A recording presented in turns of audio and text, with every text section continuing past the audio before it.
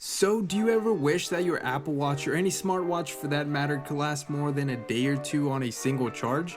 How about 22?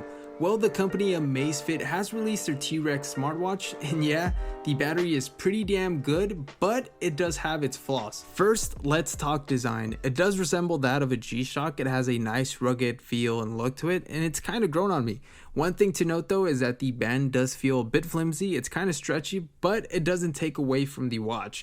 I can see why they went with this type of material, as it doesn't strain your wrist even when wearing it for long periods of time. Again, one of its main selling points is the battery, so you'll spend less time charging the watch and more time using it. With that, I was able to get about 5 days plus of use with the always on display notifications turned on, with some pretty heavy use and a good amount of wrist tilts throughout the day. You can though extend use by turning off a few settings. Now by default, a lot of them are off, but again, you can set what you want on and off, which is pretty neat. Even so, 5 days of use is quite impressive, especially when it only takes about 2 hours to fully charge the device. It does have its own magnetic 2-pin charger, which is great. They have a nice tuck to them, so it's really easy to just set the watch on there and forget about it. Also, as you're probably all aware of, there's 12 military certifications here, which makes this thing even more badass.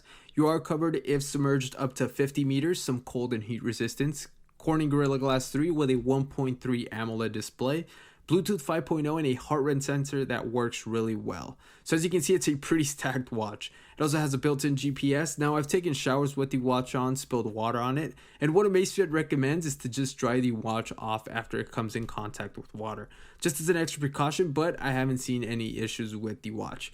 Corning Gorilla Glass 3 has kept the watch scratch and damage free, but I think it also helps that it's protected by an outer layer of ruggedness, so it's not fully exposed like something like the Apple Watch. Also, I haven't seen the watch drop connection with my iPhone or Note 10 Plus.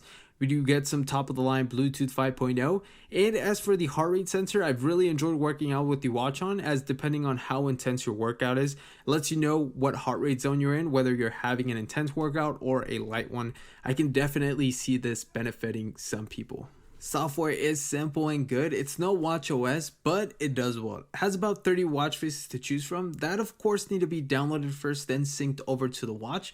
The process is a bit tedious and should take you a little under a minute to complete, but can be annoying at times to wait for. Also, unfortunately, they aren't customizable, so you can't change the color of any of the faces, so you're stuck with what you got. They're not bad, but just keep in mind that you can't do much to them. That's the one thing that I wish to see them change. Maybe being able to change the colors and add some complications would be nice. You can navigate the OS with the touch display or the hardware keys, and they're quite responsive. The only minor lag I tend to see sometimes is when switching watch faces directly through the watch. There seems to be a minor lag, but it's nothing too bad. Also, even though there aren't any apps loaded onto the watch, you can perform small tasks like changing the song, checking the weather, starting a workout, setting timers, alarms. Another thing to note though is that you can't really interact with your notifications. You won't be able to reply directly from your watch. You also can't take calls. You can though reject them or ignore them, but since there's no mic, you can't use your watch to take or make calls. There's also 14 sports modes to choose from, whether you're skiing, swimming, or just working out. The T-Rex makes it extremely easy to keep track of your activities and to even go back and check how you did. It pairs really well with the heart rate sensor, as it displays your heart rate zone throughout your workout. And of course, the military certifications make it to where you can almost do anything with this watch on.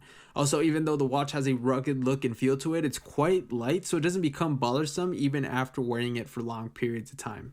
The companion app is where you get the most out of your watch. You can change watch faces here, set what type of notifications you want to receive, set goals. You can even set a variation of vibrations for certain types of notifications, which again is pretty neat. It's a pretty straightforward UI that is really easy to navigate through and basically allows you to change anything from how often the heart rate sensor detects your heart rate to scheduling the hours of when you'll be able to use the tilt feature, which if off should consume less battery. The app is quite resourceful and should really help out with giving you a better experience with your watch. You can also check for updates directly through the app, and I'm sure there'll be some as the watch ages. Now, the Amazfit T-Rex is definitely meant for the active user, having the ability to go places most smartwatches can't. Going for swims, putting it under some stress should definitely be a walk in the park for this thing. It's a really nice watch to have, but I don't think it'll be for everyone. The fact that it's only $130 is great, But for an extra $100, if you are an iPhone user, you can pick up an Apple Watch Series 3. Now, it all depends on whether or not you want some of the additional features or if you prefer a more rugged device with better battery life. It all depends again on what it is that you're looking for. Now, I've really enjoyed my time with the watch despite some of its drawbacks. What really makes it hard for me to continue with the watch though is not being able to reply to text messages or to even interact with notifications. Also, sometimes making calls or answering them on the fly. Anyways, let me know what you guys think. Thanks a lot for watching. If you enjoyed, make sure you hit the like button as well as subscribe, and we'll catch you guys on the next one. Peace.